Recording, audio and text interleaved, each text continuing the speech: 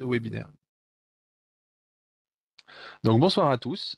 Je m'appelle Fabien Béillard, je suis professeur de physique-chimie et je suis là ici pour vous parler des acquisitions de données.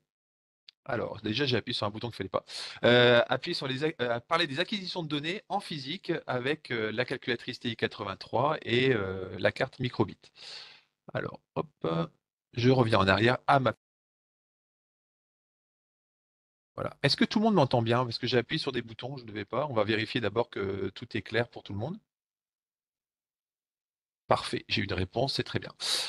Donc, moi qui suis professeur de physique-chimie, j'ai besoin effectivement d'effectuer des acquisitions de données, d'exploiter ces données.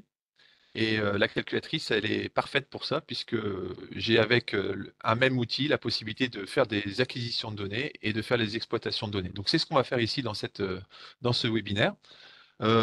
J'ai prévu beaucoup de choses, donc on a un peu plus d'une heure, hein, en fonction de vos envies, de vos questions. N'hésitez pas à intervenir sur le chat et de me dire si vous voulez qu'on revienne sur certains points. Déjà, peut-être j'aimerais poser une question comme ça rapidement. Est-ce que vous êtes tous à l'aise avec la carte microbit? Est-ce que vous êtes tous des connaisseurs de la carte microbit ou est-ce qu'il faut faire une petite présentation quand même? Je n'ai pas de réponse sur le chat, je vois, mais donc je vais rapidement, hein, mais si jamais ça va trop vite, vous me le dites, je reviens en arrière, je vous montrerai plus en détail. Je vais vous présenter du coup un petit peu le matériel que j'utilise pour pouvoir faire. C'est bon pour moi, je vois effectivement. Donc je vais vous présenter le matériel que j'utilise en classe régulièrement. Donc tout d'abord, bien sûr, la calculatrice TI-83. Si jamais vous avez cette calculatrice et que vous voulez faire des acquisitions de données avec la carte microbit, il faut veiller à ce qu'elle soit à jour, cette calculatrice. Ici, la dernière version qui a été proposée sur le site de Texas Instruments, c'est la version 5.8.2. Et donc, si vous voulez vérifier que votre calculatrice est à jour, il suffit d'effectuer la combinaison de touches que j'ai indiquée sur ce diaporama. Ensuite, là, j'étais un petit peu trop vite. Non, c'est bon. Ensuite, la calculatrice en elle-même, elle me permet de faire des acquisitions, elle permet de faire également de l'exploitation de données. J'ai mis ici quelques exemples de ce que je peux faire en classe avec les différents outils qui sont proposés à l'intérieur de la calculatrice. Éventuellement, on en parlera si vous aviez des questions là-dessus. Et surtout, bah, le point important et qu'on va voir tout de suite dans ce webinaire, c'est le fait d'avoir à disposition des élèves et de chaque élève un mini laboratoire qui tient sur la table de chaque élève. Donc ici, sur l'image, vous avez effectivement la carte microbit, la calculatrice et un capteur. C'est ce qu'on aura l'occasion de faire dans l'heure qui vient. Alors, la carte microbit, je vous ai mis un diaporama. Dans le diaporama, vous aurez accès à ce diaporama d'ailleurs, hein. Il vous sera remis à l'issue du webinaire. C'est un outil qui renferme énormément de capteurs. Et c'est pour ça que j'utilise la carte microbit pour pouvoir utiliser des capteurs intégrés. Mais également, j'ai la possibilité d'ajouter des capteurs externes et de les brancher sur cette carte. Donc, on fera les deux d'ailleurs dans le webinaire. Ici, j'ai mis un petit diaporama qui montre toutes les possibilités qu'offre la carte, avec l'afficheur central, avec la possibilité d'utiliser le haut-parleur, avec la possibilité d'utiliser les capteurs intégrés comme l'accéléromètre, on va l'utiliser d'ailleurs tout à l'heure, et puis la possibilité effectivement de connecter des objets, des capteurs externes. Surtout, coupez-moi si je vais trop vite, hein. L'usage en classe, je vais vous montrer un petit peu comment je fonctionne. Donc déjà, les indispensables, c'est d'avoir des calculatrices à disposition parce que tous les élèves n'ont pas des calculatrices TI-83 avec eux, n'ont tout simplement pas pensé à la charger en venant en classe. Donc j'ai toujours avec moi ma petite valise avec une dizaine de calculatrices et c'est largement suffisant pour permettre à chaque élève d'en avoir une à disposition durant l'heure de cours. Euh, J'invite également à avoir à disposition le chargeur, la station de charge fournie par Texas Instruments, qui permet régulièrement aux élèves de remettre leur batterie à niveau, puisqu'ils ne pensent pas, bien sûr, à le faire régulièrement. Ensuite, de quoi j'ai besoin d'autre? Les cartes microbit, on va en parler, les cartes microbit, je vais vous les présenter après avec ma caméra. Donc j'ai toujours également à disposition une valise qui contient, ici vous avez une valise avec une douzaine de cartes, mais comme j'ai des classes de 24 élèves, j'ai 24 cartes à disposition. Et ces cartes, je les ai protégées dans une coque, on en parlera un petit peu après, de façon à prolonger leur durée de vie. Et là, ça fait déjà 3 ans que j'utilise ces cartes et pour l'instant, il n'y a aucun problème. Et enfin, dernière chose, j'ai également à disposition dans ma salle de classe des valises dans lesquelles j'ai des capteurs. Là, ici, vous avez une valise avec des capteurs de pression, par exemple. Et les élèves viennent se servir quand ils ont besoin de faire des expériences avec la carte microbit et des capteurs externes. Ils viennent se servir dans ces valises. Est-ce que tout va bien jusque-là? Pas de remarques particulières. Les fichiers d'installation, si vous voulez utiliser la carte microbit avec la calculatrice, il faudra d'abord configurer il faudra d'abord installer des fichiers pour faire fonctionner, pour permettre à la calculatrice, pardon, de communiquer avec la carte. Et donc ces fichiers, vous les trouverez sur le site de Texas Instruments. Donc je vous ai mis sur le diaporama le lien internet. Alors quelqu'un me dit, il n'y a que moi où il y a des carrés gris sur le diaporama qui cachent une partie de l'écran. Ben, je ne sais pas. Ah, les carrés gris. Alors, c'est peut-être mes fenêtres. Quand je les bouge, ces carrés gris, c'est peut-être mes fenêtres de chat. Est-ce que c'est ça? Ah oui. Bah écoutez, du coup, je vais fermer le chat alors. Ah oui. Ok. Bah, je vais le réduire. Je sais pas trop comment je peux faire ça. Bon, je vais faire ça. Hop, j'ai fermé. Et donc, cette petite fenêtre-là, voilà. Alors, merci de l'avoir dit, hein, parce qu'effectivement, c'est dommage. Hum, Donc, sur le site de Texas Instruments, vous pouvez télécharger des fichiers que vous allez pouvoir téléverser sur, d'une part, la carte microbit, mais également sur la calculatrice. Donc, tout est expliqué sur le site de Texas Instruments. Vous avez étape par étape euh, des explications. Donc, télécharger les fichiers, ensuite installer les modules sur votre calculatrice, tout ça avec le logiciel TI Connect. On en parlera si vous avez besoin. Et après, installer également un fichier sur la carte microbit qui va permettre du coup à la carte de communiquer avec la calculatrice. Donc cette opération de fichier, le fichier de runtime.exe, c'est à faire une seule fois. De même que quand vous avez installé les modules sur la calculatrice, il n'y a pas besoin de répéter cette opération durant l'année scolaire. Alors du coup, j'ai plus de chat. Comment je refais pour obtenir le chat ici? Je vais quand même aller voir le chat. Ah, ça y est, j'ai retrouvé. Clavardage. Si je regarde de temps en temps, s'il y a des questions, n'hésitez pas. Donc là, c'est pas le cas. Je vais bouger ma petite fenêtre comme ceci. Voilà. Donc là, normalement, ça ne doit pas gêner, je pense. Ensuite, alors les bibliothèques microbit, elles sont nombreuses. En fonction des expériences qu'on a réalisées, je vais utiliser certaines bibliothèques.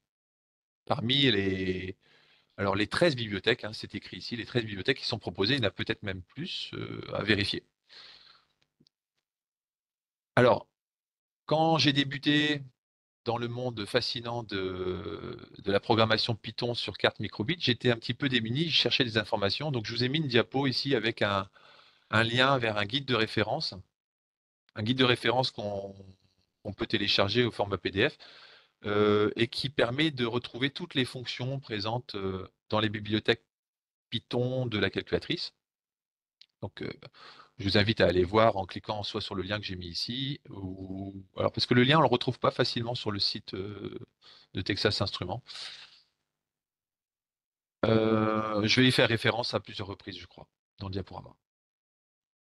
Ensuite, et ce que je n'avais pas à l'époque, il y a également un outil bien pratique aujourd'hui, c'est maclassti.fr qui va permettre pour ceux qui sont pas trop à l'aise avec la programmation Python d'utiliser par exemple l'éditeur Python en mode bloc. Et donc, bon, il y a déjà eu un webinaire sur ma classe TI, donc je ne vais pas revenir sur la manière dont c'est fait, mais sur la ma classe TI, vous allez pouvoir accéder effectivement à la rubrique Python et pouvoir du coup voir les différentes fonctions disponibles dans la bibliothèque microbit sous la forme de blocs, ce qui est peut-être plus intuitif quand on débute en Python. Et l'intérêt, c'est que quand vous construisez votre programme avec des blocs, vous voyez sur le côté de l'écran apparaître le programme en langage Python. Et donc, du coup, ça vous aide pour pouvoir construire votre programme sur la calculatrice si vous voulez apprendre. Voilà, on voit les bibliothèques et les fonctions utilisées. Donc moi, ça m'a pas mal servi au début. effectivement. Alors, à l'époque, c'était Vita Science avant ma classe TI. Mais maintenant, une fois qu'on a compris un peu le fonctionnement du Python, on peut directement faire sa programmation sur la calculatrice. Alors, pour accéder aux bibliothèques microbit sur TI-83, je vais peut-être le montrer après sur la calculatrice.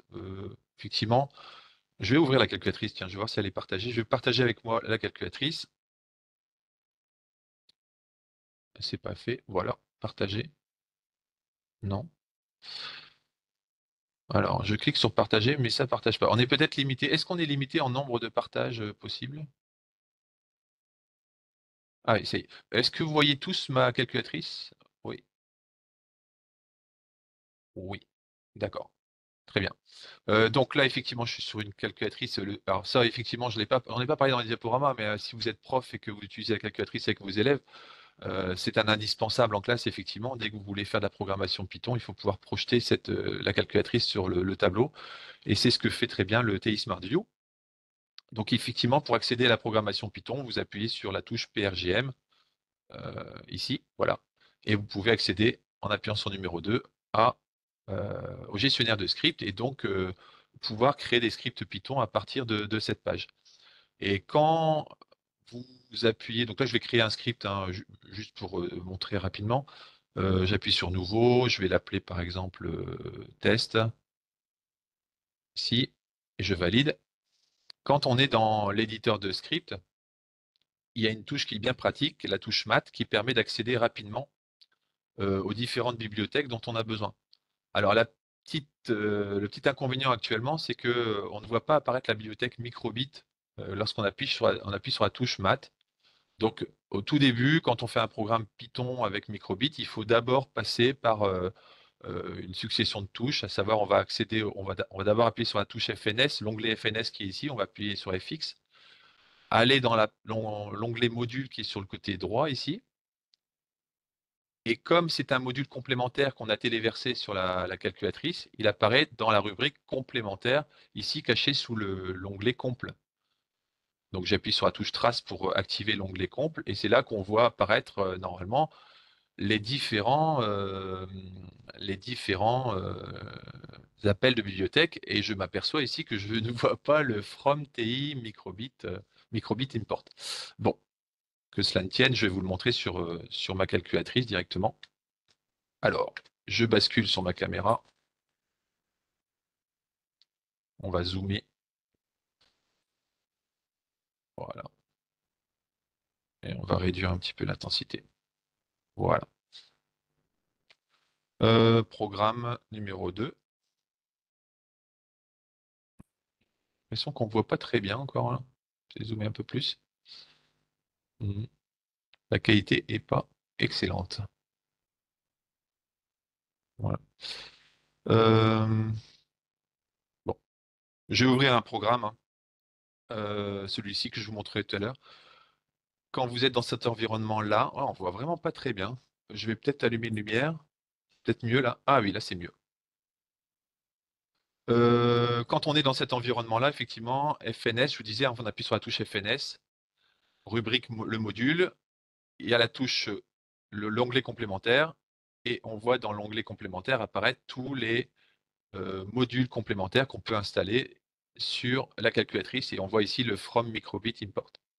Une fois qu'on a débuté son programme par From Microbit Import, à partir de là, alors que c'est le cas ici dans ce programme, hein, la première ligne de code, c'est From Microbit Import. À partir de là, on va pouvoir appuyer simplement sur la touche Mat. Et en appuyant sur la touche Mat, on va avoir accès aux différentes bibliothèques, dont la bibliothèque Microbit qui va nous intéresser aujourd'hui. D'accord? Donc cette touche Mat, c'est un raccourci à connaître pour gagner un petit peu de temps quand on tape les programmes. Alors je vais revenir au diaporama. Voilà. Donc ici sur le diapo, vous avez le résumé qui explique les étapes pour accéder à la première ligne de code from microbit. Et puis après, soit on passe toujours par les étapes FNS module microbit, ou soit simplement on utilise la touche mat comme astuce, comme raccourci. Voilà. Alors, on est là pour parler d'acquisition de données. Donc on va tout de suite faire une petite acquisition de données pour montrer le principe.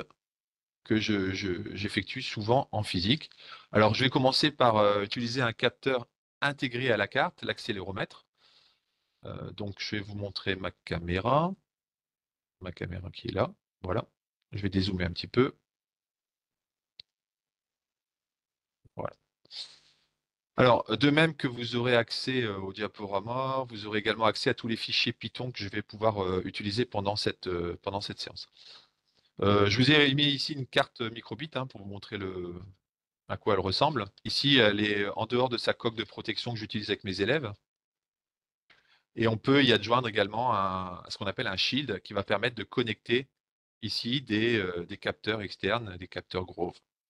Donc là, ici, je vais utiliser simplement l'accéléromètre intégré à la carte pour récupérer des données de l'accéléromètre et les exploiter sur la calculatrice.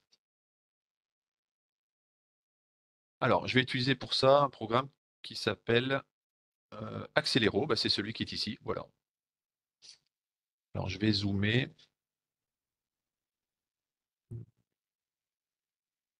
Voilà. Pour qu'on voit un petit peu ce qui se passe. Je ne rentre pas dans les détails du programme pour l'instant. J'exécute et vous voyez que c'est un simple programme qui m'affiche des données d'accélération suivant un des axes. Dans le programme, il me semble que j'ai choisi l'axe Z. On voit très bien que si je bouge ma carte, bien sûr, les valeurs données par l'accéléromètre changent. Alors pourquoi je montre ça? Donc là, ici, je fais une acquisition de 100 données. Euh, je vais relancer l'acquisition et vous remarquez une chose. Hop, je réexécute. Je ne vais pas toucher à la carte et on remarque que les valeurs affichées à l'écran changent. Donc, en physique, c'est tout à fait normal. C'est ce qu'on appelle la variabilité des mesures. Et c'est ça qui va être intéressant d'étudier pour construire, par exemple, des appareils de mesure, ce qu'on verra tout à l'heure lorsque je vous présenterai la réalisation d'une balance ou d'un spectrophotomètre. Donc là, ici, j'ai demandé au programme de me mesurer 100 fois la valeur de l'accélération suivant un des axes. Et à la fin du programme, j'ai demandé à ce que ces données soient transférées dans les listes de la calculatrice. Ça veut dire que quand le programme a été exécuté, ici, je peux quitter Python. Donc là, il me demande de quitter Python. Je valide, OK. Je peux même éteindre ma calculatrice. Voilà. On imagine qu'on a fait une expérience à l'extérieur, par exemple, avec des élèves. Alors, pas pour l'accélération, mais peut-être pour une autre donnée.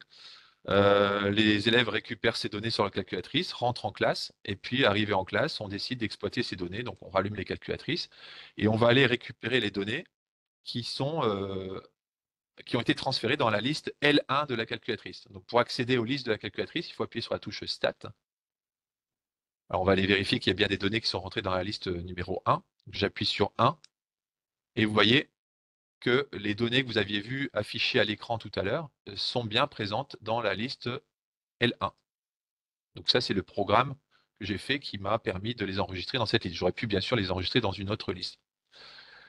L'intérêt ici, c'est après de pouvoir utiliser les outils natifs de la calculatrice et d'aller, par exemple, faire un calcul de moyenne, observer un histogramme. Donc, ce qu'on va faire ici, par exemple, si j'appuie sur Stat, je peux aller dans la rubrique Calque, je peux aller, par exemple, rechercher toutes les données statistiques sur cette liste numéro 1. Donc, ce que je vais faire ici en validant Stat 1, par défaut, il me propose la liste numéro 1, calculer.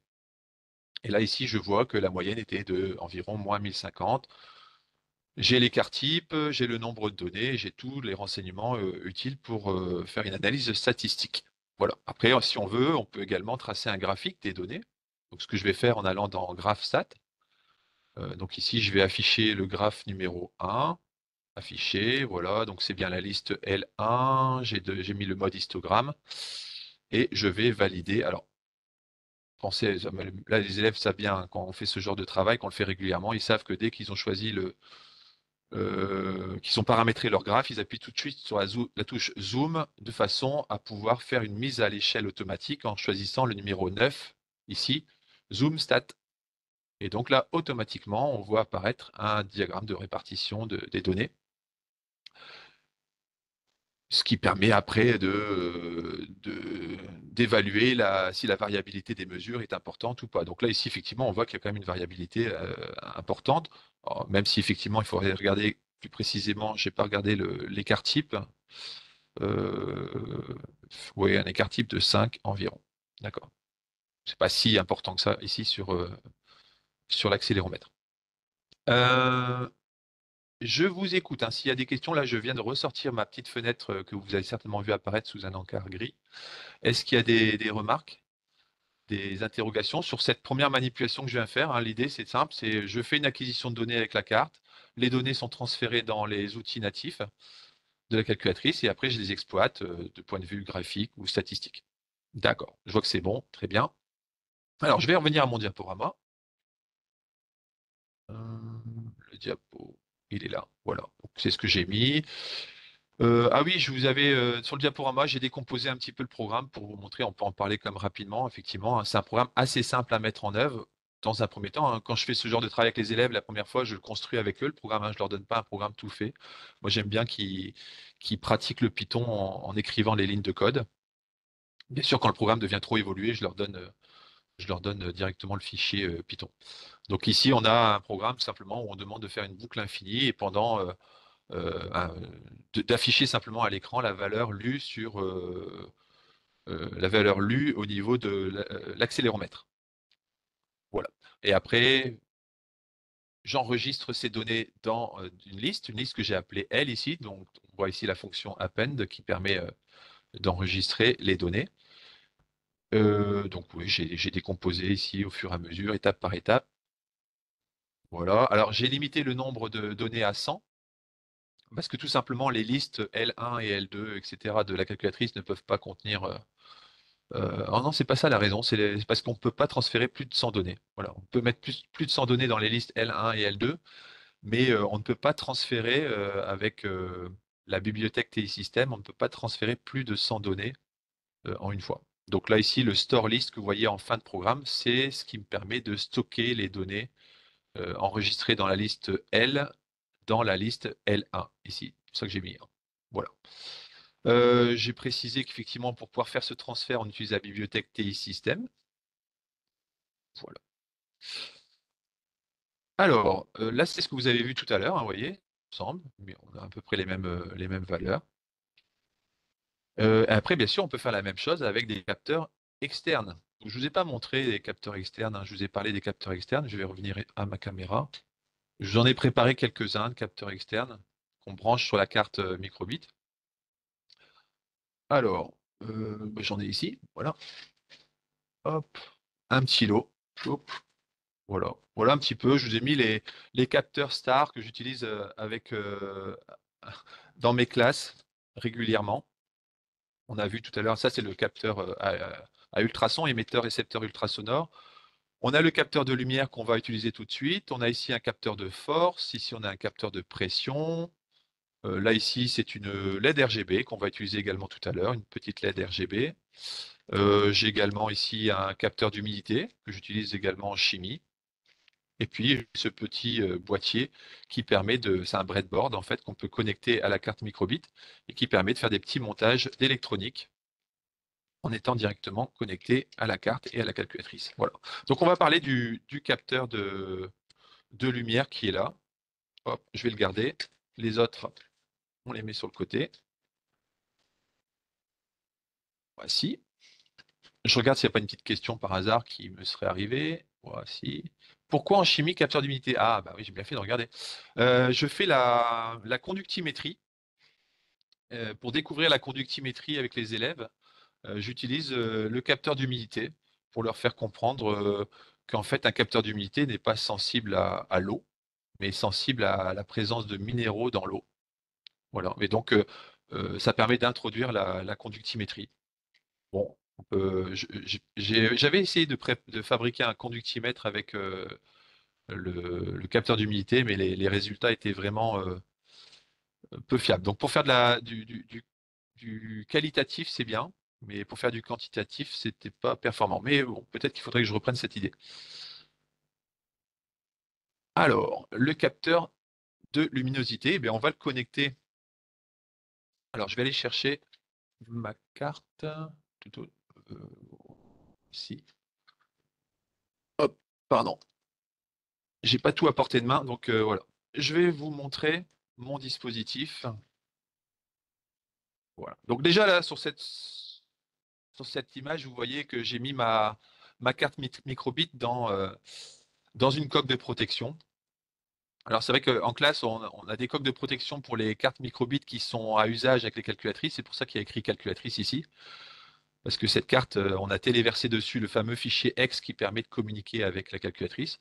Et j'ai des collègues qui préfèrent utiliser la carte microbit sur l'ordinateur. Donc on a des cartes également qui sont également protégées comme ça et qui sont à usage uniquement pour les ordinateurs. L'inconvénient pour l'ordinateur, c'est qu'il faut à chaque fois téléverser un fichier sur la carte pour pouvoir utiliser son programme. Tandis que là, c'est pas le cas. C'est la carte, on téléverse rien dessus, tout se passe sur la calculatrice. Alors, le capteur. Alors, je vais retirer ça. Voilà. Hop. Ça sera tout à l'heure. Ça sera surprise. Et on va faire la même chose qu'on a fait pour l'accéléromètre, mais on va le faire pour le capteur de luminosité. Hop. Je mets mon capteur de luminosité. Je vais aller voir le programme. Alors, je vais zoomer pour que vous puissiez voir ce qui est écrit sur mon écran. Voilà. Je vais réduire la luminosité. Voilà. Et peut-être allumer ici. Voilà. Je crois que c'est bien là. On voit bien. Donc, toujours pareil, programme numéro 2. Et je crois, alors ils sont pas dans l'ordre, je crois que je l'ai appelé Light 1. Ça me paraît pas mal comme nom ça. Éditer. Donc qu'est-ce qu'on voit ici? Ça ressemble au programme qu'on a fait avec l'accéléromètre, hein. Bon, c'est une boucle qui va durer le temps d'enregistrer 100 données dans une liste L. Simplement, la chose qui a changé, c'est que je demande de récupérer les données fournies par le capteur externe avec la commande groove read light level que je vais brancher sur le pin numéro 2. C'est ça que j'avais besoin de voir parce que je me rappelais plus sur quel pin j'allais me brancher. Et effectivement, sur la carte, hein, quand on regarde la carte, il y a plusieurs pins. Pin 0, pin 1, pin 2. Donc là, ici, vu le programme, je vais me brancher sur le pin 2.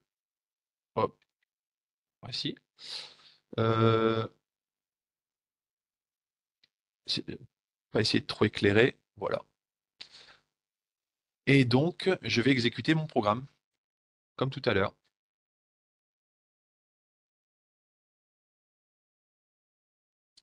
Connecting to microbit. Ah, alors là, erreur de connexion. Donc, on recommence dans ces cas-là, ça arrive. On rebranche. Je pense que ce que j'ai fait, c'est que j'avais branché ma carte et j'avais pas branché mon capteur externe sur la carte. Il vaut mieux brancher son capteur externe quand la carte n'est pas connectée à la calculatrice. Je ne serais pas surpris que ça soit ça la cause. Donc je réexécute mon programme. Voilà. Et donc on voit apparaître les données. Je ne sais pas si vous voyez très très bien. Ah oui, ah, c'est très très intéressant là parce que vous voyez, il y a des nombres avec beaucoup beaucoup de chiffres et vous savez que je suis en train d'enregistrer 100 données dans une liste L. Et voilà, patatras. Le problème, c'est que quand on enregistre des données, ben forcément, ça occupe de l'espace mémoire. Et là, ici, on a bien vu qu'il y avait beaucoup de chiffres derrière la virgule, et donc j'ai dépassé les limites que m'autorise la calculatrice. Mais c'est pas grave, il y a une solution à ça. Donc je vous montre tout de suite la solution. C'est ce que j'ai fait dans la version numéro 2. La version numéro 2. Je vais le lancer. Alors ça se passe sur cette ligne-là, en fait, hein, ici, la ligne Val-Rhône. J'ai rajouté cet arrondi, l'arrondi, et j'ai rajouté un coefficient 100 de façon à décaler ma virgule de 2 crans, d'avoir un maximum de chiffres, puisque la fonction arrondi, comme son nom l'indique, va m'arrondir le résultat, mais va m'arrondir le résultat à un entier. Et donc, je n'aurai plus de problème de virgule flottante, comme on l'a vu tout à l'heure avec ces nombres imposants. Donc, je vais réexécuter mon programme. Et là, vous allez voir, effectivement, bon, on n'a pas de nombre à virgule, mais on devine très facilement que la valeur, c'est environ 54, quelque chose. Simplement, j'ai décalé ma virgule et vous allez voir que là, sans problème, je vais pouvoir enregistrer 100 données dans les listes de ma calculatrice.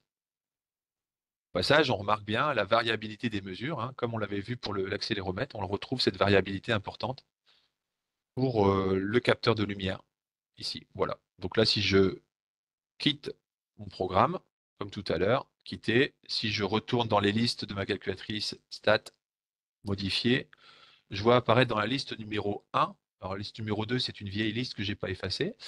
La liste numéro 2, la liste numéro 1, c'est les mesures qu'on vient d'effectuer. Donc, on peut aller voir, comme tout à l'heure, en faisant stat, en utilisant les outils natifs de la calculatrice, on peut aller voir la moyenne, l'écart type, donc liste numéro 1. Ici, voilà, on a un écart type de 117 par rapport à une moyenne de 5482. Donc, effectivement, là, on voit que la variabilité est assez importante. Puis, on peut bien sûr aussi tracer le graphique. Ici, AF, voilà, liste numéro 1, le petit zoom numéro 9, et hop, et on voit l'histogramme avec la répartition des données. D'accord? Donc, vous voyez, c'est vraiment la même chose que ce qu'on a fait avec l'accéléromètre. Et on peut faire ça, bien sûr, avec le capteur de luminosité, le capteur de force, qu'on utilisera peut-être tout à l'heure. Oui, même sûrement. Voilà. Alors, je reviens à mon diaporama, parce que ça me permet d'avoir un fil. Surtout, n'hésitez pas à intervenir hein, s'il y a des remarques particulières sur ce que je viens de dire. Donc, dans le diapo, bah, je vous montrais le programme qu'on a vu en vrai. Vous voyez, j'ai juste retiré une ligne de code, hein, la ligne de code qui correspondait à l'accéléromètre, et j'ai remplacé cette ligne de code par celle correspondant au capteur de lumière. Je vous ai mis également le nom du fichier si vous voulez retrouver. Et alors, comme j'ai utilisé un capteur de lumière, il faut faire appel aux bibliothèques qui permettent d'installer un capteur externe sur la carte microbit, hein, c'est la bibliothèque Grove, et puis une bibliothèque qui permet de préciser sur quelle pin on a branché son capteur. Alors, je vois qu'il y a une question. Le chiffre donné à la calculette correspond à quoi? Alors, le chiffre, le chiffre. Je vais revenir à ma caméra. Je ne sais pas de quel chiffre on parle. Est-ce que vous pouvez préciser? Est-ce que c'est cette image-là? Ou si c'était sur une image d'avant? Les valeurs 50. Ah oui, d'accord, effectivement. Alors, le capteur de luminosité renvoie un pourcentage par rapport au maximum d'intensité que le capteur euh, peut recevoir, peut donner en fait comme information. Donc ici, c'est un 54%. C'est ça, 54%. Voilà.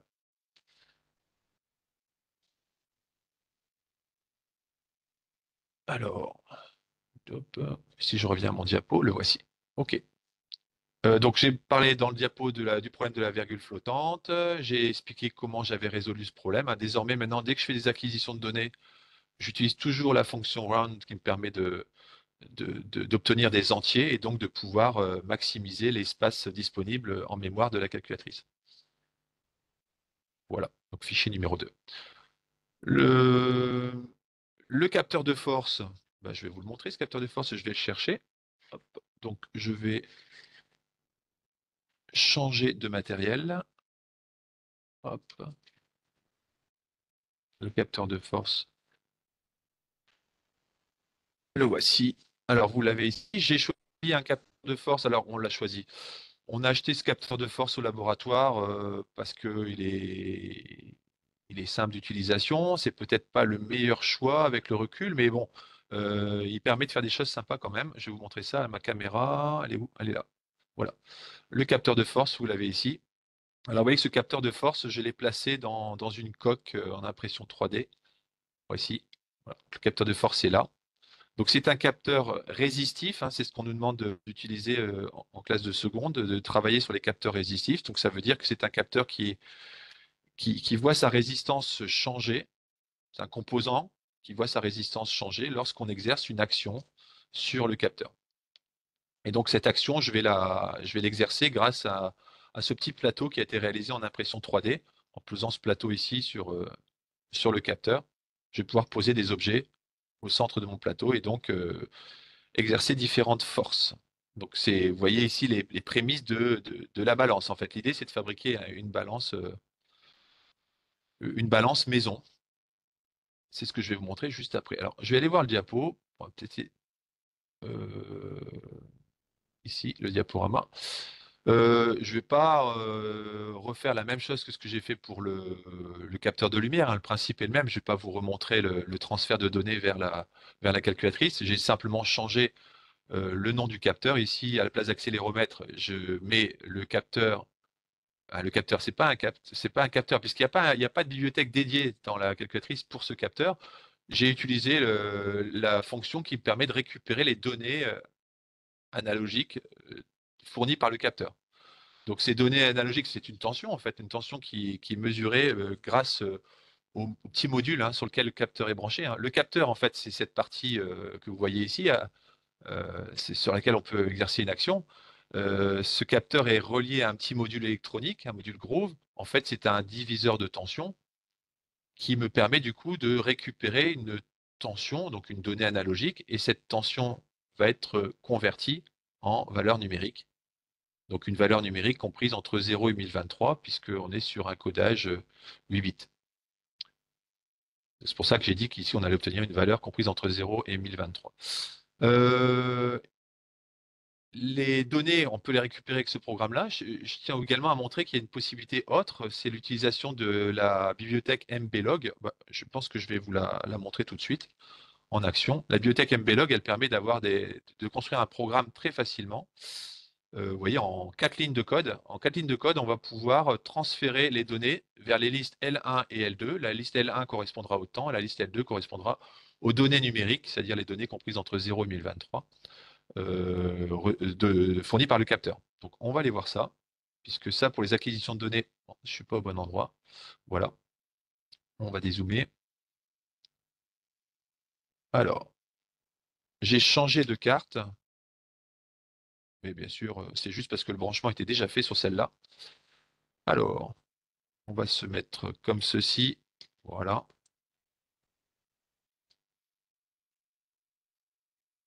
On va rechanger la luminosité. Voilà. Et on va rezoomer. Voilà. Je regarde au passage s'il n'y a pas une question. Non, pas de question. Donc, je vais aller chercher un programme.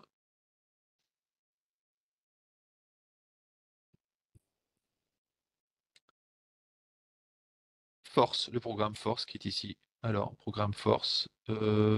Ah mais non, c'est pas ça que je voulais vous montrer. C'est le programme qui ressemble à celui qu'on a fait avec l'accéléromètre ou avec le capteur de lumière. Je vais zoomer ici. Hop. Voilà, c'est le même programme, hein. Je ne le relance pas pour gagner un petit peu de temps, c'est le même principe. Donc, je voulais vous montrer la bibliothèque MBlog. Voilà, la bibliothèque MBlog. Donc, je retourne dans Script et il y a un fichier que j'ai appelé simplement MBlog. Voilà. Et vous voyez, c'est un script très court. Alors, j'ai l'impression qu'on ne voit pas très bien. Comme ceci, on voit peut-être mieux. Comme ça, voilà. Vous voyez, un programme en 4 lignes dans lequel j'ai simplement précisé le capteur que je vais utiliser. Ici, je vais utiliser le capteur sur le pin 2. Donc, ce qui n'est pas mon cas d'ailleurs. Je vois sur mon programme est réglé de telle manière que le capteur soit sur le pin 2. Donc, je débranche, parce que j'avais fait l'erreur tout à l'heure, je débranche ma carte microbit de la calculatrice. Je le branche sur le pin numéro 2. Voilà. Bon, j'aurais pu changer le code également, hein. Mais bon, comme ça, au moins, ça vous montre comment on fait ça. Voilà. Donc là, je me suis branché sur le pin numéro 2.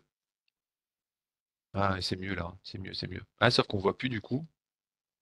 On voit plus mon programme. Bon. Ah, la lumière, c'est pas facile. Et donc, si j'exécute mon programme, je vais rallumer la lumière pour qu'on voit mieux l'écran, hein, c'est comme l'écran le plus important. Si j'exécute mon programme, vous voyez, le programme me dit qu'il va faire une acquisition de données pendant 30 secondes, d'après les mesures reçues sur le pin 2, et qui va me faire un graphique, parce que ça permet de faire un suivi graphique, avec une échelle en ordonnée comprise entre 0 et 1050. Voilà, et on exécute. Donc là, bien sûr, je n'exerce actuellement aucune force sur mon plateau, hein. Donc si j'appuie sur... Ah, déjà, ce qui peut être intéressant, c'est sans appuyer, vous voyez, on voit la variabilité des mesures, comme tout à l'heure, hein. Euh, bien sûr, là, si j'appuie sur le plateau, vous voyez, on voit qu'on atteint très rapidement le 1023, hein. Voilà, là, je relâche. Donc ça, c'est sympa parce que ça permet, euh, ça permet d'avoir un suivi graphique assez facilement, sans beaucoup de lignes de code. Donc là, l'acquisition s'est terminée. On appuie sur Annule. Les données sont automatiquement transférées dans la calculatrice, hein, comme pour ce qu'on a vu sur l'accéléromètre et sur le capteur de lumière. Si j'éteins ma calculatrice maintenant, donc là je vais quitter, je quitte Python, je peux éteindre la calculatrice. Oh, off, voilà, j'éteins la calculatrice. Si je la rallume et que je vais dans Stat, voilà, j'appuie dessus, modifier. Je vois très bien, alors bon, j'ai des anciennes listes qui sont présentes ici. Je vois très bien en L1 et en L2 les données numériques qui ont été enregistrées. Alors, comme j'avais appuyé sur le plateau à un moment donné, on va voir la valeur. Voilà, ici, la valeur, elle va en augmentant. Donc, après, on peut bien sûr faire un suivi graphique depuis les outils natifs de la calculatrice. Hein. Si je vais dans graphe 1, ici, je vais. Alors, je vois qu'il y a tous mes graphes qui sont affichés. Donc, je vais appuyer sur numéro 4 pour désactiver tous les graphes. Et je retourne dans GraphStat et je vais juste activer le numéro 1. Liste L1, le temps. Liste L2, les valeurs numériques. Nuage de points. Un petit zoom numéro 9, zoom stat, pour faire une mise à l'échelle.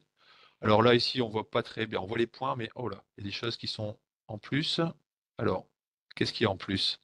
Eh oui, j'ai pas fait le ménage avant, hein, donc on annule, on annule, on annule, voilà. Par contre, ouais, je vais relier les points, c'est plus joli.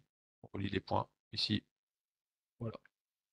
Et voilà. Et on retrouve bien sûr sur la calculatrice, avec les outils classiques de la calculatrice, euh, l'ensemble des données qu'on avait obtenues suite à l'acquisition. Donc ça, c'est vraiment sympa parce que les élèves sont habitués à utiliser les outils de la calculatrice, en maths notamment, et donc c'est bien de pouvoir exploiter leurs connaissances pour traiter les données obtenues à partir de la carte microbit. Je regarde le chat, voir s'il y a des questions. N'hésitez pas.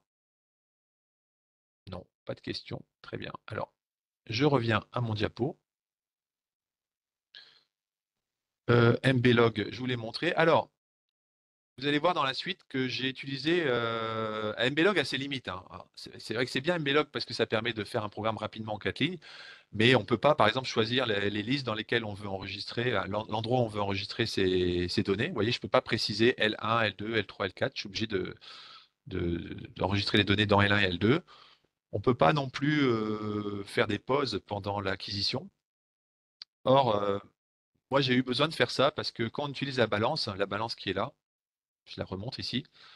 Quand j'ai voulu faire l'étalonnage de cette balance, bah, le problème, c'est que il y a une variabilité des mesures également, mais il y a aussi un problème de répétabilité des mesures en fonction de l'emplacement où on place la masse. Alors, vous voyez, si je retourne le plateau, vous voyez qu'en plus, j'ai utilisé un plateau avec une demi-sphère. Ça peut paraître étrange, hein, on pourrait se dire bah, pourquoi il n'a pas mis quelque chose de plat. Bah, parce que c'est la forme qui m'a permis, on a fait plusieurs essais, hein, et quand on met quelque chose de plat sur le capteur ne renvoie aucune donnée. Par contre, quand il y a effectivement un point de contact au centre, on reçoit des données. Donc j'avoue que j'ai pas très bien compris le pourquoi de tout ça, mais bon, c'est comme ça. Donc du coup, ça crée forcément des grosses incertitudes sur les mesures avec ce dispositif, vu qu'en fonction de l'emplacement où on va placer l'objet, il y aura des différences. Et donc, ce que j'ai fait, c'est que plutôt que d'utiliser la bibliothèque MBlog, j'ai utilisé un fichier que j'ai appelé data.py, data, qui me permet en fait de marquer des pauses pendant l'acquisition, de bouger mon plateau, de remettre la masse dessus et de relancer l'acquisition. Et puis après, de récupérer les données dans les listes que je souhaite également. Donc, en fait, c'est une version MBlog, mais améliorée, que je vous mettrai également à disposition. Je regarde s'il y a des questions. Pas de questions. Alors, il est 19h16. Ok. Voilà. Donc ça, c'était pour la balance. On va en reparler après. Là, j'ai peut-être pas fait les choses dans le bon ordre, mais bon, là, je vais vous parler du mini spectro, effectivement. De même qu'on a fabriqué, je vous ai montré la balance à l'instant. Et ben, on a fait la même chose avec le capteur de lumière. Le capteur de lumière. Ben, je vous l'avais montré tout à l'heure, hein, vous l'aviez vu en partie. Je vais le remettre ici. Donc j'ai repris mon matériel. Et vous voyez, toujours en impression 3D. Alors, on a fabriqué ceci. Donc, un dispositif dans lequel on va bien sûr mettre le capteur de lumière. Le voici. Capteur de lumière qu'on va mettre comme ceci. Alors, Attendez, voilà, dans le bon sens, c'est mieux. La petite LED que vous voyez, en fait, c'est ça le capteur de lumière, hein. C'est pas une ampoule, c'est un phototransistor, pour ceux qui veulent savoir. Voilà. Donc on a ce phototransistor qui est ici. Je vais zoomer pour vous montrer l'intérieur du dispositif. Et en vis-à-vis, ici, on a mis une LED RGB. Donc, par le petit trou qui était aussi au centre, vous avez 3 LED rouge, vert et bleu qui permettent donc par synthèse additive de, si j'arrive à le remettre, ça serait encore mieux. Voilà, voilà, c'est calé. Qui permettent par synthèse additive de produire la lumière de la couleur que l'on souhaite. Et donc, vous l'avez compris, cette lumière va être captée par le capteur de lumière et on va donc pouvoir mesurer l'intensité lumineuse en fonction du choix de la couleur de la lumière, mais également sur le trajet, vous avez vu, il y a un petit emplacement qui est prévu ici. Sur le trajet, on va pouvoir placer des liquides. Alors, ceux qui sont profs de chimie connaissent ce qu'on appelle la spectrophotométrie. Donc ici, vous avez, j'ai une petite cuve de spectrophotomètre. Donc celle-là, on ne l'a pas fabriquée en impression 3D, hein. J'ai simplement pris une cuve qu'on a dans nos spectrophotomètres de laboratoire, hein, qui coûte très cher. Et ici, vous avez un dispositif rudimentaire. Et on place comme ça notre cuve avec la solution. Et on peut ainsi étudier comment la lumière traverse, si elle traverse facilement ou pas, la solution. Et puis bien sûr, pour ne pas avoir de lumière parasite, on pourra mettre un petit cache par-dessus. Voilà, vous avez un dispositif comme celui-ci, qui ressemble donc à un mini spectrophotomètre. Voilà. Donc un vrai spectrophotomètre, c'est environ 2 000 euros. Là, ici, vous avez un mini spectrophotomètre pour une petite vingtaine d'euros, pas plus, quoi. Donc, vous allez voir que c'est pas mal du tout. Les résultats sont assez intéressants. Donc, je vais vous montrer ça. Je vais revenir à mon diapo ici. Donc, je vous montre la composition, la LED RGB, le capteur de lumière, la cuve, voilà. Et donc, on retrouve le programme que j'avais déjà utilisé tout à l'heure. Je vais simplement rajouter dans mon programme la possibilité de commander sur le pin 0 le capteur, pardon, la LED RGB, le NeoPixel pour être précis. Donc ici, j'ai choisi sur l'image que vous voyez à l'écran, j'ai choisi une lumière rouge. Ben, on va le mettre en route, tiens, tout de suite. Donc c'est à brancher sur le pin 0 et par contre le capteur de lumière est sur le pin 2. Donc je reviens à ma caméra. Voilà. Le pin 0, il est ici.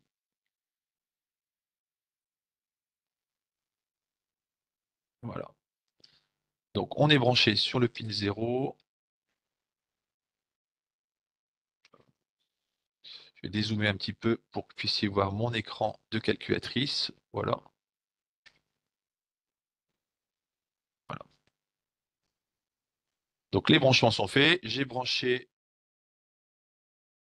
la carte à la calculatrice. Alors, comme ceci, on voit encore mieux. Et je vais lancer le programme que je crois avoir appelé BIR1, BIR1 en référence à Berlambert, ceux qui connaissent la loi de Berlambert. Non, c'est pas le même. C'est pas le même programme. Je ne sais plus lequel je voulais vous montrer. Light 3, tout simplement. Light 3, ouais. En fait, Light 3, c'est le même programme que tout à l'heure qu'on a déjà utilisé, sauf que j'ai rajouté effectivement la possibilité d'éclairer avec la lumière de la couleur que je veux. Et c'est ce que j'ai fait avec mes élèves. Les élèves ont éclairé le capteur de lumière avec différentes couleurs pour se rendre compte qu'effectivement, en fonction de la lumière utilisée, la réponse du capteur de lumière n'était pas la même. Et on voit très bien que la lumière verte, étrangement, la lumière verte présente de mauvais résultats en termes d'écart type et même l'intensité lumineuse moyenne, alors que les autres sont tous à des intensités d'environ 50-60%. Je vais l'exécuter ce programme pour vous montrer. Light 3, édité. Je reviens à ma caméra. Donc je vais l'exécuter d'abord dans un premier temps avec le couvercle retiré pour que vous voyez ce qui se passe à l'intérieur.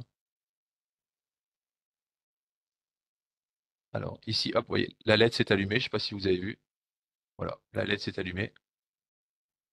Ouais, là ici, oui. Moi je la vois très bien en rouge, mais je pense que vous voyez également. Et donc bien sûr, Ici, il y a une cuve. Le tableau que je vous ai montré tout à l'heure, c'est lorsque aucune cuve était insérée sur le trajet de la lumière. Et donc, on s'est amusé comme ça, bien sûr, en mettant le couvercle, à mesurer la variabilité des mesures pour chaque lumière colorée indiquée dans le tableau. Et on s'est rendu compte que, bon, on ne va pas utiliser la lumière verte. Alors, pour les solutions qu'on a utilisées, on a utilisé la lumière rouge. C'est pas le meilleur choix, mais c'est pas le pire non plus, si je reviens au diaporama. Pour la lumière rouge, on avait un écart-type de 4, alors qu'effectivement, avec d'autres lumières, jaune par exemple, ici, bleu, ah, bleu, non, c'est pas terrible. Bon, alors, bah, le dispositif, je vous l'ai mis ici. Ah, je vous ai mis un petit bonus, un petit fichier qui permet de s'amuser avec la calculatrice. Bon, là, on ne va pas avoir le temps de vous le montrer, mais ça permet simplement, en appuyant sur les touches de la calculatrice, hein, comme vous voyez ici sur le côté, en appuyant sur les touches de la calculatrice, on peut choisir la lumière colorée qui permet d'éclairer le capteur de lumière. Donc c'est un programme qui fonctionne sans le capteur de lumière, hein. On peut utiliser simplement la LED RGB. Donc voilà. Donc là, je vous montre le dispositif et l'étalonnage qui a été fait. Du coup, une fois qu'on avait identifié euh, les lumières colorées à ne pas utiliser, en particulier la lumière verte, on a fait un étalonnage afin de vérifier la loi de Beer-Lambert qui nous dit que l'absorbance des solutions colorées est proportionnelle à la concentration des solutions. Donc ici, vous avez ce qu'on appelle une gamme étalon, différentes solutions de bleu patenté, pour être précis, c'est un colorant, le colorant bleu qu'on retrouve dans le commerce. Et on a préparé différentes solutions de concentration différentes et on a mesuré à l'aide d'un script Python. Là, c'est la même image, simplement je vous ai montré que la solution bleue a été mise dans la cuve ici de mon mini spectrophotomètre. On a mesuré du coup l'absorbance de ces solutions pour différentes concentrations.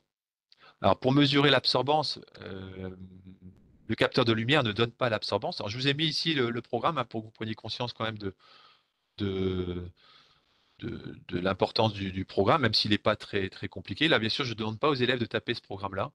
Ils ont compris le principe de l'acquisition de données avec la programmation Python. Là, je leur donne un programme tout fait où je leur demande, comme c'est souvent le cas dans les exercices type bac, de compléter certaines lignes de code. Et là, en l'occurrence, comme ils avaient vu la définition de l'absorbance, on pouvait compléter les lignes de code où on voit apparaître la définition de l'absorbance avec la fonction logarithmique. Encore une fois, vous voyez, j'ai mis un coefficient multiplicateur. Ça, c'est pour éviter les problèmes de virgule flottante qu'on avait rencontrés. Et je demande donc d'enregistrer l'absorbance et la concentration dans deux listes différentes que je vais après pouvoir récupérer dans les listes de la calculatrice, dans la liste numéro 1 et la liste numéro 2. Voilà. Je regarde s'il y a des questions. Il y a des questions, effectivement. Oh là là, j'ai pas répondu, j'ai pas été voir depuis longtemps. Oui, d'accord. Jean-Louis qui précise effectivement qu'il existe d'autres capteurs de lumière que le capteur de force que le FSR 402. Et effectivement, il y a des capteurs carrés. Nous, on avait fait le choix de prendre le capteur rond. Il faudrait faire d'autres tests sur ces capteurs pour voir si finalement il y aurait possibilité de faire une balance peut-être plus efficace. On verra après les résultats, même s'ils ne sont pas si mauvais que ça. Euh, euh, d'accord. Et il me précise dans le chat, ben, pour le son, vous voyez tous, hein, la possibilité de fabriquer le diviseur de tension nécessaire pour pouvoir récupérer les données analogiques du capteur. Voilà. Donc ça, c'est BIR 1. Donc les données, bah, je vous ai mis un exemple ici de données récupérées, hein, à l'issue de l'utilisation de ce programme BIR 1. En fait, le programme est assez simple, hein. Il nous demande simplement d'appuyer sur les touches de la calculatrice dès qu'on a mis une nouvelle cuve dans le spectrophotomètre. Donc ici, touche plus pour lancer l'acquisition. Dans le programme, je vais peut-être revenir en arrière pour voir le programme. Vous verrez que j'ai fait un calcul de moyenne ici, puisque la variabilité du capteur est quand même assez importante. On l'a vu tout à l'heure avec l'écart type. Donc, pour avoir des résultats assez satisfaisants, il valait mieux passer par une moyenne des mesures. C'est ce que j'ai fait ici avec une trentaine de mesures effectuées à chaque fois. Donc, l'utilisateur met une cuve et il y a une trentaine de mesures qui sont effectuées et c'est la moyenne de ces mesures qui est enregistrée dans les listes de la calculatrice. Voilà. Et donc, quand on fait la construction graphique avec les outils natifs de la calculatrice, hein, comme je vous l'ai montré tout à l'heure, on obtient un nuage de points où les points semblent dessiner une droite, ce qui est conforme à la loi de Berlambert qui nous dit que l'absorbance doit être proportionnelle à la concentration. Alors, je vais voir, est-ce que j'ai par hasard ces données dans la calculatrice? Stat. Oui, je les ai. Ah non, j'ai écrasé mes anciennes données, d'accord. Donc, je vais quand même montrer comment on fait. Il est 28. Une régression linéaire. Est-ce que ça intéresse, est-ce que ça vous intéresse de voir comment on fait une régression linéaire de manière générale, comment on fait une régression? Je pense que ça peut être utile. Donc, je vais très rapidement transférer sur la calculatrice qui est ici des données. Donc, ça me permet de montrer comment on fait. D'ailleurs, hein, j'ai toujours les données à disposition pour les élèves qui étaient absents ou des élèves qui n'auraient pas réussi à faire l'acquisition de données. Donc, ils viennent avec leur calculatrice au bureau, par exemple. Et ici, je transfère les listes, envoyer, remplacer et remplacer. Voilà. Et donc là, dans la calculatrice du SmartView, je vais pouvoir effectuer la régression. Donc, pour faire une régression, je vérifie que les données sont bien enregistrées. Stat, vous voyez, entrée, L1, L2 a disparu. Oh, tiens, c'est intéressant. Ah ben non, elle est là. Voilà. J'aurais pu vous montrer comment récupérer les listes. Voilà. Donc, on a ici les différentes concentrations utilisées, hein. J'ai utilisé des solutions de concentration comprises entre 0, c'est-à-dire le blanc, et 10 mg par litre. Et j'ai mesuré ici la réponse du capteur. Alors, là, ici, c'est bien l'absorbance, hein, puisque c'était un calcul avec la fonction log qui a été effectué. Simplement, j'avais multiplié la valeur par 10 puissance 5 pour éviter les problèmes de virgule flottante. Euh, donc, on voit bien d'ailleurs que l'absorbance est très importante pour la solution la plus colorée, ce qui est normal. La solution absorbe davantage la lumière lorsqu'elle est fortement concentrée. Donc ici, je peux tracer le graphique L1 en fonction de L2. Donc tout d'abord, je vais désactiver les graphes affichés et afficher L1 en fonction de L2. L1, donc L1, c'était bien la concentration, c'est ça. L2 en ordonnée, on va mettre des petits carrés, voilà, un petit zoom numéro 9, et voilà. Donc là, si je veux faire la régression linéaire, je vais dans Stat. Dans la rubrique Calque, je vois apparaître tous les modèles de régression possibles. Ici, je choisis la régression numéro 4, régression AX plus B.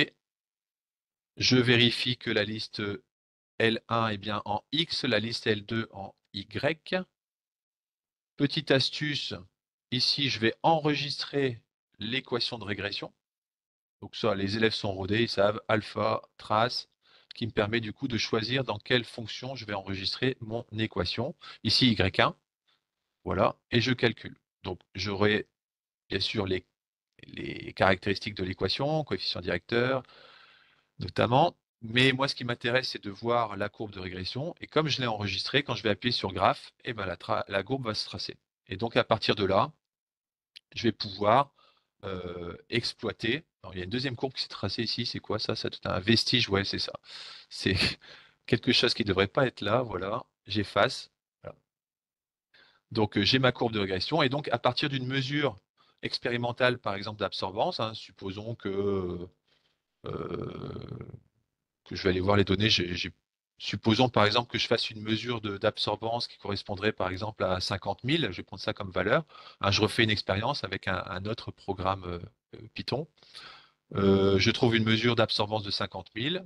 Hop, ici, je trace une fonction, par exemple, 50 000, y égale 50 000, du coup, hop, il va me tracer une courbe rouge et je peux après, du coup, trouver l'intersection en utilisant l'outil intersection, donc seconde, calcul, intersection. Vous voyez, là, j'utilise vraiment les outils de la calculatrice que les élèves connaissent. Donc la première fonction, c'est bien sûr la fonction de régression que j'ai faite tout à l'heure. Donc je valide. La courbe rouge, je valide. Et je valide. Et il me trouve le point d'intersection. Et là, j'ai donc trouvé une concentration d'environ 5,5 mg par litre pour la solution test que je viens de proposer. Voilà. Je regarde le chat. Pas de questions.